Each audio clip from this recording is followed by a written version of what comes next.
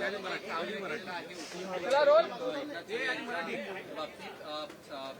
Up comedian गुलाम कामरा ने जो ट्वीट किया है, जो कहा है, किस तरह से असं आहे की स्टँड अप कॉमेडी करण्याचा कोणालाही अधिकार आहे, पण स्वातंत्र्याचा स्वैराचार करण्याचा अधिकार कोणालाही नाही आहे।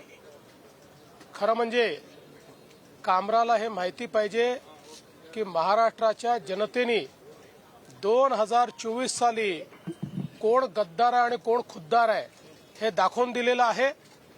कोणाकडे स्वर्गीय हिंदू हृदय सम्राट शिवसेना प्रमुख बाळासाहेब ठाकरे यांची विरासत गेली हे जनतेने ठरवलेलं आहे। त्यामुळे अशा प्रकारे खालच्या दर्जाची कॉमेडी करून आणि राज्यातल्या माजी मुख्यमंत्री, आताचे उपमुख्यमंत्री, राज्यातले वरिष्ठ नेते ज्यांच्याबद्दल राज्यातल्या जनतेमध्ये आदर आहे त्यांच्याबद्दल अशा प्रकारचा अनादर करण्याचा कोणालाही अधिकार नाही। हे अत्यंत चुकीचं आहे। तुम्ही जरूर कॉमेडी करा, तुम्ही व्यंग करा, पण जर अपमानित करण्याचं काम जर कोणी करेल तर हे सहन केलं जाणार नाही। हे अतिशय चुकीचं आहे।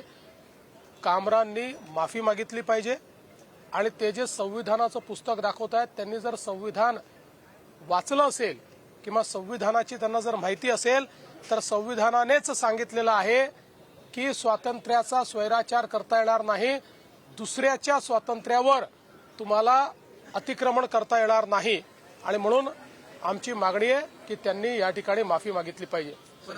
ये जो जिस प्रकार से स्टैंड अप कॉमेडियन कामरा इन्होंने एक गीत के माध्यम से महाराष्ट्र के पूर्व मुख्यमंत्री और विद्यमान उपमुख्यमंत्री श्री एकनाथ शिंदे जी को अपमानित करने का प्रयास किया है, ये गलत है। हम इसकी निंदा करते हैं। ऐसी चीजों को सहन नहीं किया जा सकता। कामरा को मालूम होना चाहिए कि 2024 के चुनाव में जनता ने निर्णय कर दिया है कौन गद्दार है कौन खुद्दार है, और स्वर्गीय शिवसेना प्रमुख हिंदू हृदय सम्राट बाळासाहेब ठाकरे जी की विरासत ये शिंदे जी के पास है, इस पर जनता की मोहर लगी है। तो कोई स्टैंड अप कॉमेडियन खड़ा रहकर इस प्रकार से उनको गद्दार नहीं कह सकता। जनता ने दिखा दिया, जिन्होंने गद्दारी की, जिन्होंने बाळासाहेब ठाकरे के विचारों से गद्दारी की, उनको घर भेजने का काम ये जनता ने किया हुआ है। और मैं ये मानता हूं कि कॉमेडी करने का भी अपना अधिकार है, व्यंग कसने का भी अधिकार है।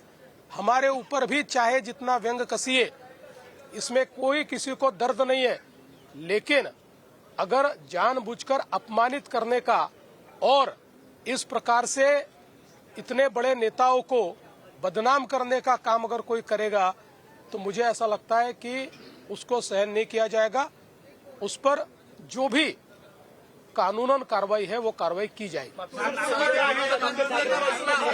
बिल्कुल कुणाल कामरा इन्होंने माफी मांगनी चाहिए।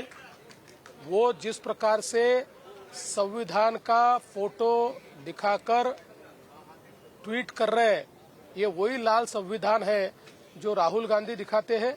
ये राहुल गांधी का संविधान जो न राहुल गांधी ने पढ़ा है न कामरा ने पढ़ा है।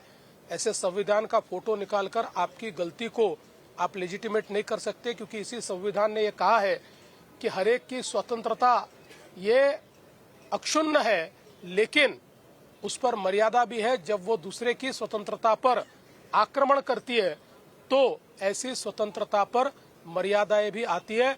दूसरे की स्वतंत्रता पर, दूसरे के विचारों पर आप आक्रमण नहीं कर सकते। इसलिए राहुल गांधी का संविधान दिखाकर आप अपने कुकर्मों से नहीं बच सकते।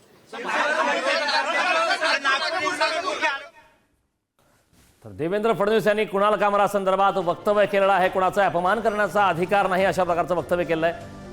देवेंद्र फडणवीस यांनी प्रतिक्रिया दिली आहे। कुणाल कामरा यांनी माफी मागितलीच पाहिजे असं सुद्धा देवेंद्र फडणवीस यांनी म्हटलेलं आहे। अभिव्यक्ती स्वातंत्र्य आहे, मात्र अभिव्यक्ती स्वातंत्र्याच्या नावाखाली कोणाचाही अपमान करणं हे कुठेही खपून घेतलं जाणार नाही। कुणाल कामराने माफी मागावी अशा प्रकारची प्रतिक्रिया आता देवेंद्र फडणवीस यांनी सुद्धा दिली।